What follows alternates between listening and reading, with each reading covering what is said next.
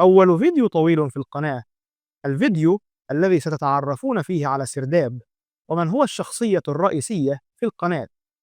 وفي الفيديو سنعرف ما هو محتوى القناة. ونعم، أنا هو سرداب، الشخصية الرئيسة للقناة. نبدأ بالمحتوى الرئيسي للقناة. القناة تفتح ملفات قديمة لأساطير معروفين أو حتى منسيين، ونعيد إحياء ذكراهم وتأثيرهم في عالم الكرة. نترجم هذا سواء بالفيديوهات الطويلة التي قد تكون قصص أندية نجحت وحققت معجزة في الماضي، أو كثيرة هي مزيج بين الحاضر والمستقبل، نبرز فيها قصص لاعبين أو أحداثا في كرة القدم قد لا ترونها من قبل، وهذا تحت مسمى سرداب. هناك في عمق السرداب بين الجدران الباردة والظلال الصامتة ترقد حكايات لاعبين نسجوا مجدهم ثم طواهم النسيان. اليوم نفتح ذلك السرداب ونزيح الغبار عن قصص كانت ذات يوم حديث الملاعب، لنمنحها فرصة جديدة لتتنفس النور.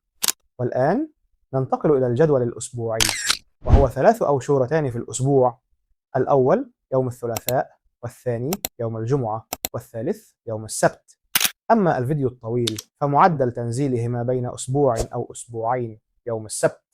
بعد أن تعرفنا بكم، نتمنى لكم فرجة سعيدة. ملاحظة: الفيديوهات خالية من النساء أو الأغاني أو المعاصي، لإمكانية مشاهدتها من قبل جميع أفراد المجتمع.